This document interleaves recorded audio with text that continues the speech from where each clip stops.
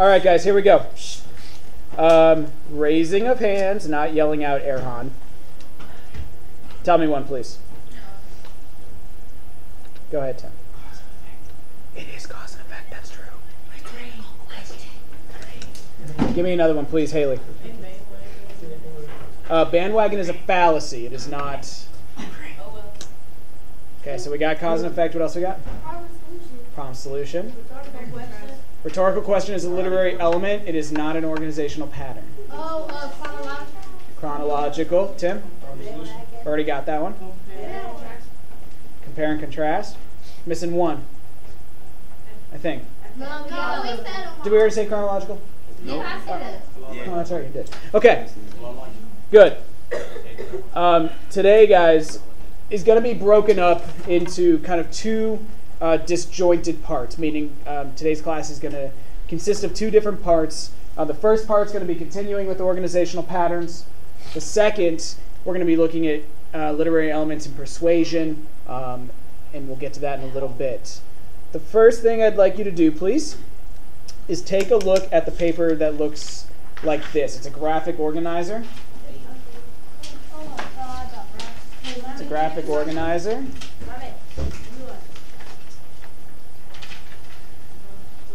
If you remember from yesterday, I told you guys that the test from last week only had one organizational pattern question, and we didn't feel like that was enough to determine whether or not you either did or did not meet standard. So this is kind of the add-on. For the next 10 to 15 minutes or so, what you're going to be doing is working on this graphic organizer, and it'll be done by yourself. What you're going to be doing is if you turn that paper over, you see there are 6 passages. You will be reading those 6 passages and then putting them onto the graphic organizer. Now, listen to my directions very carefully. You'll notice when you look at the graphic organizer, it asks you to tell which passage is which type, but then it also asks you to fill out some information. So, for example, on the first one that says chronological, if you think the first passage is the chronological one, you'll put the passage name there. But I also need you to fill out what is the first event, second event, third, etc. The reason I need you to do that is to basically demonstrate that you're not guessing. It's kind of the evidence to support your answer. All right? So, you have 6 passages, 6 options to put on that graphic organizer. You're going to have 10 to 15 minutes to do it. By yourself. This is kind of the quiz part 2. Okay? Yep, these passages on the back of the paper go on the graphic organizer.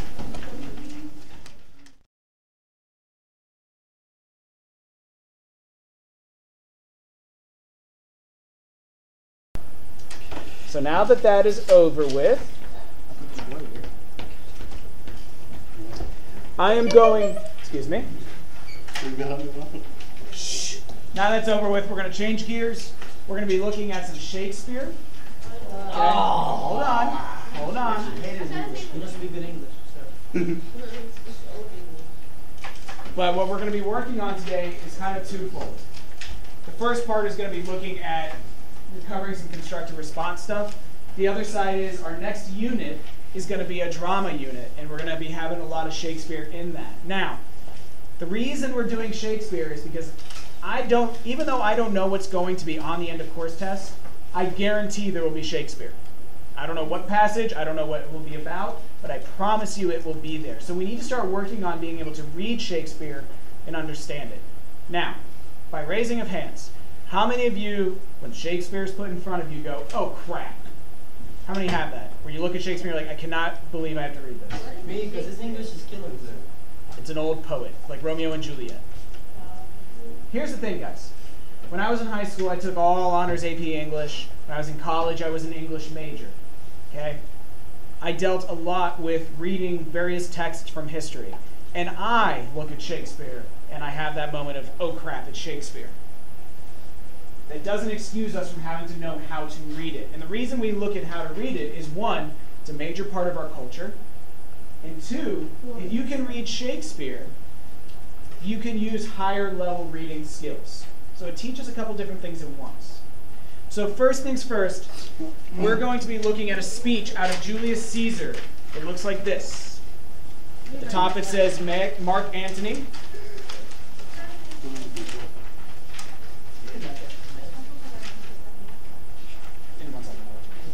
Okay? And what I'm going to ask you to do is I'm going to actually play the speech for you. We're going to pause as we go, and I'm going to ask you guys to mark a couple things with me. Okay? So you are to follow along as we read.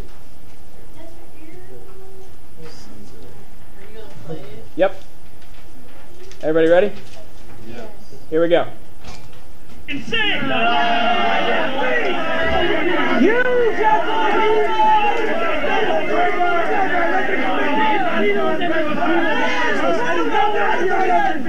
Lend me your ears.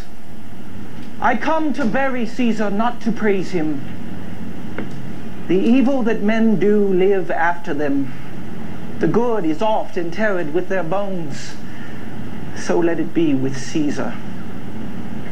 The noble Brutus has told you Caesar was ambitious. If it were so, it was a grievous fault, and grievously hath Caesar answered it.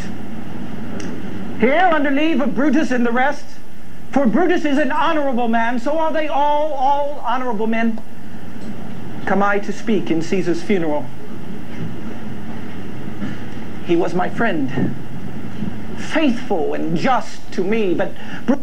Stopping there, Mark Antony has just identified his relationship with Caesar. How would you describe their relationship?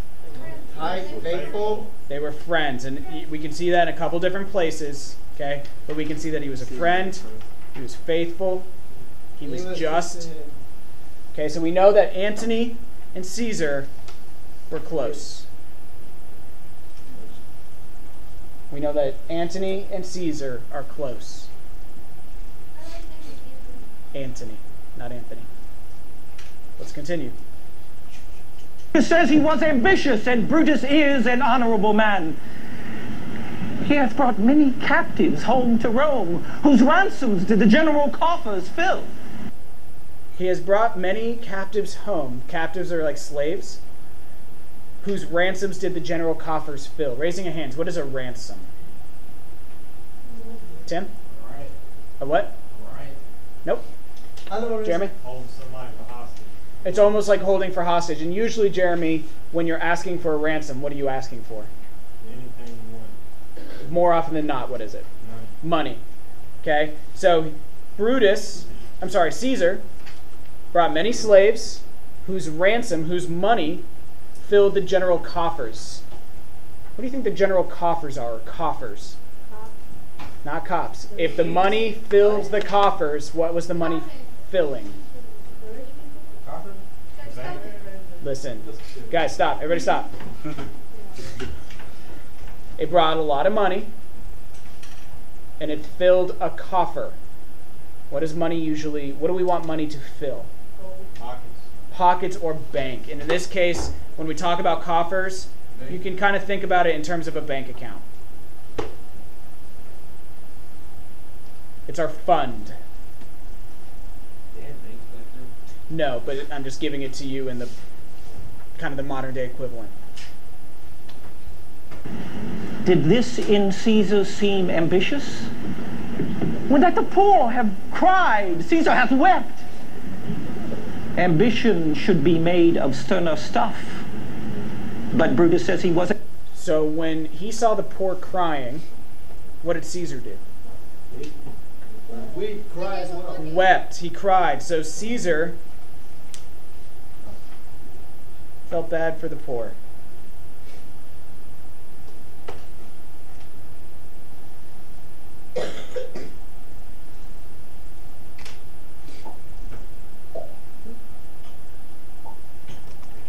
Ambitious, and Brutus is an honorable man. You all did see that on the Lupercal I thrice presented him a kingly crown, which he did thrice refuse. Antony tried to give what to Caesar? A crown. A crown. A kingly crown. So what was Antony trying to do? Make him king. Yeah, but Antony tried to make Caesar king, but what did Caesar do? Refuse. He refused. So, just make a note. Caesar refused to be a king.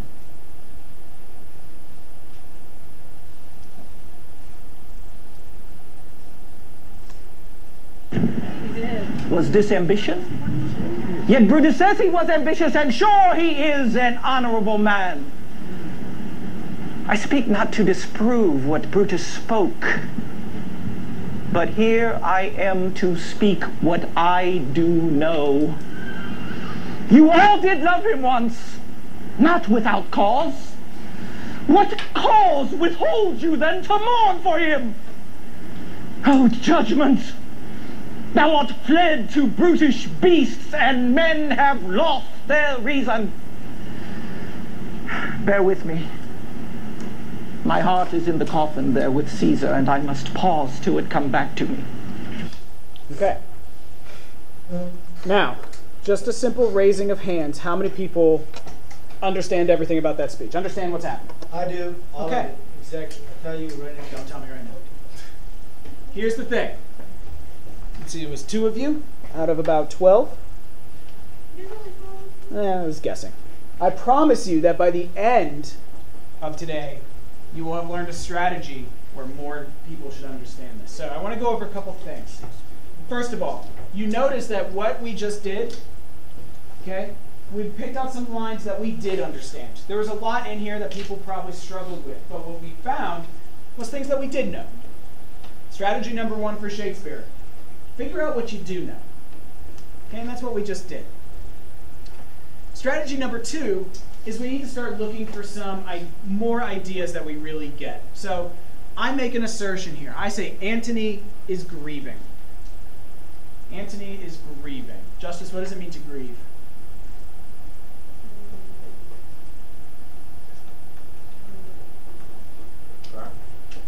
It's often, we cry often when we're grieving. To grieve is to feel sadness.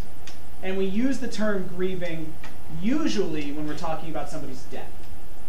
Okay? So we know Antony and Caesar are friends. We know that Antony is grieving. Take a look at this first quote. My heart is in the coffin there with Caesar. My heart is in the coffin there with Caesar. He had a strong love for Caesar. Explain what you mean. He had a strong love for Caesar. Because it's saying that when Caesar died, it took his heart, his love with him. When Caesar died, his heart died. He's heartbroken. His friend is laying in the coffin, and he is literally saying that his heart is right there. Figuratively, we understand that to mean, that he's heartbroken. Pathos, logos, or ethos? Pathos. We know sadness, that's an emotion, and he's trying to get us to feel that emotion. Let's look at something else. We keep saying that Brutus is being said to be an honorable man. Do me a favor, go through the text real quick. Underline every time you see the word honorable. Yep. Just go through and find every example of the word honorable. Example. Yep, every time you see the word honorable, just underline it.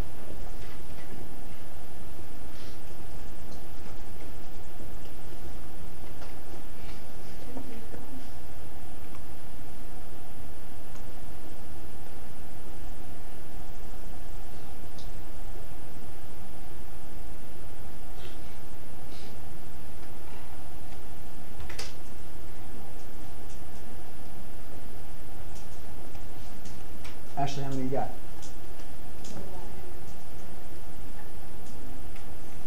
5.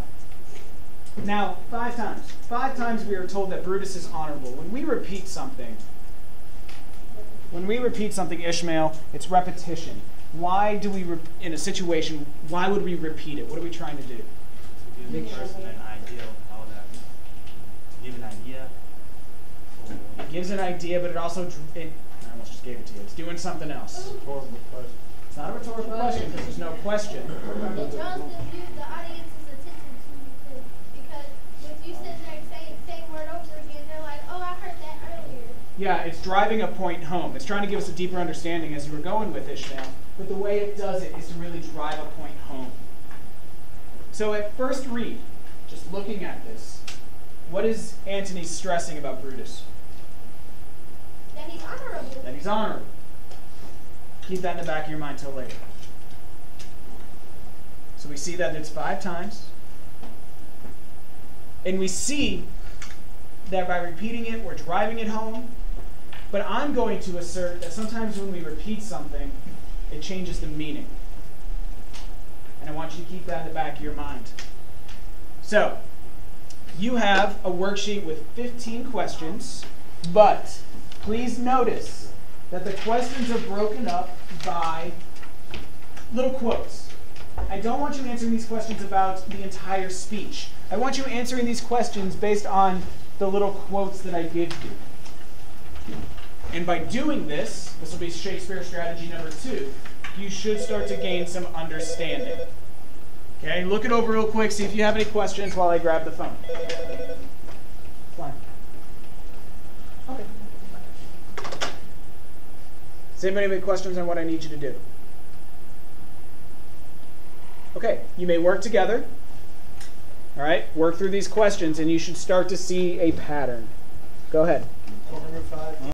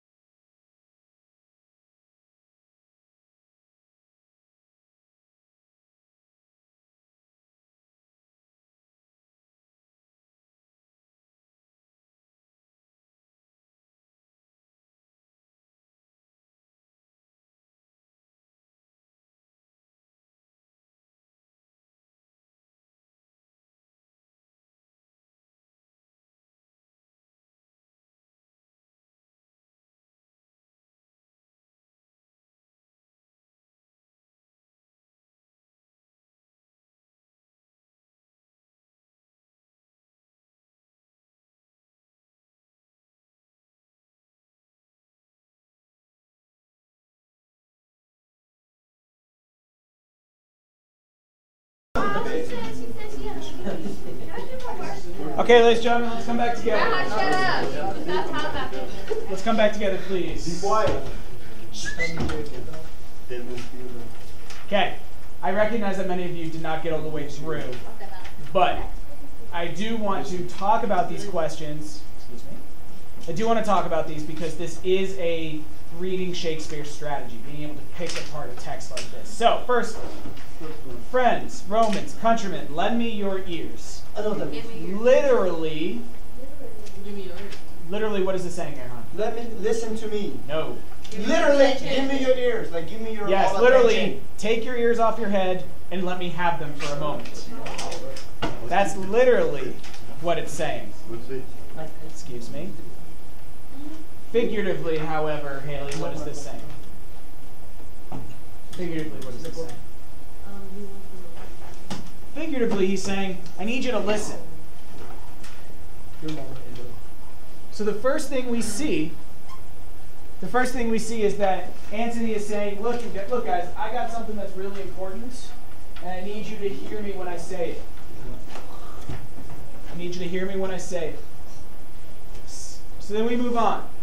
And it says, the evil that men do lives after them. The evil that men do lives after them. BB, what is he saying here? Question 4. Number 4. If you were Ruth, meaning it would be remember once you're gone. I don't know. What it means, guys, is that the bad things we do in our lives are often the things that people remember. Sometimes, or more often than not, it's not the good things we do, but it's the bad things we do. So then let's go ahead and jump down to this word ambition. What is that word? Well, let's talk about that. So, who used the dictionary for this one? Ashley, what do you got? Strong desire for fame and power. Strong desire for fame and power. Now, who does Antony say was ambitious? Caesar. Caesar. And it wasn't that Antony said it, it was that Antony saying that Brutus says Caesar was ambitious. So he's saying Caesar wants fame, power, money. But he's dead. Now here's the thing. Is ambition a bad thing? No. Not necessarily. As a professional, it's ambition, the desire to get power, or it's the desire to improve that drives me to be a better teacher, to get that promotion, to go to that next step. However, if I'm ambitious, how can that be a bad thing, Tim? Because you can like have people power to try to get like next part of the individual. Okay, let's see if we can clear it up a little bit. How can ambition be bad, Sarah? Whenever you get too ambitious, you start to think that you go rule the world and you go tell people what to do. Start to think only about yourself.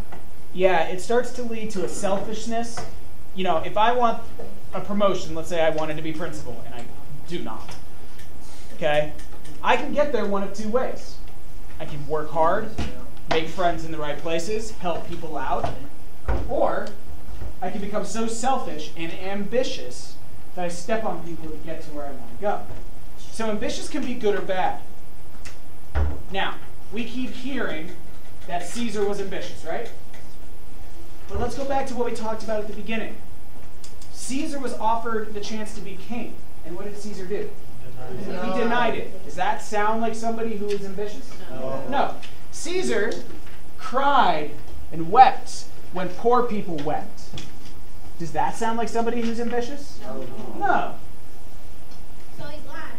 And we see that, Antony is offering us these stories, these anecdotes that really show that Caesar's not ambitious. Yet Brutus keeps saying he's ambitious, he's ambitious. So there's a conflict there, isn't there? Now, let's come back to that idea of repetition. What word is repeated? Honorable and ambitious, but honorable. And remember at the beginning we said, when we repeat something, we're trying to drive a point home, right? Yes. But now there's a conflict. Now there's a conflict. Brutus says that Caesar's ambitious, and we're told he's honorable, but then we're starting to see that there's some conflict. So we go to the back. And we see that Antony's heart is broken. Let's jump down to question 12. This is where we connect the dots. Brutus says Caesar's ambitious. Antony shows us that he's not, but keeps repeating that Brutus is honorable. Brutus is honorable. Brutus is honorable. What point is he actually driving home? That Brutus is the reason why Caesar's dead. He's actually driving home this point that Brutus is not honorable and that he is responsible for Caesar's death. He's not being truthful, rather he's being what? Liar. He's being a liar. He's being sarcastic. Antony is being sarcastic by saying he's honorable, he's honorable, he's honorable. He's not. He's trying to make. What point is he driving home, Justice? That he's actually not honorable. That he's actually not honorable. It's a low life. That he's the low life, that he's being sarcastic. Here's what I want to draw your attention to. Here's what I want to draw your attention to. I know that I connected a lot of the dots for you. I know I gave you guys some help. But I need everybody to stop, please. The two people at the beginning who told me they understood this text. Put your hands up. I did. Okay. Keep your hands up. What text? Text. Now that we've gone over it and we've connected some dots, put your hands up if you get it now. So what you see is that there's an improvement here. This is Shakespeare's strategy number 2. You don't have to look at an entire speech like this to understand it. There are words here, there are phrases here, there are ideas here that modern English speakers won't understand. But if you break down what you do understand, you take lines that you do get, then you connect the dots. And that's how you begin to understand Shakespeare. Here's what I need from you today. I need the questions you just worked on, and I need the organizational pattern quiz. Put those in the tray for me. Give me what you got. Everything else you keep? That's a 5. Yes, sir. Yeah, I need no I'm going to take a photo.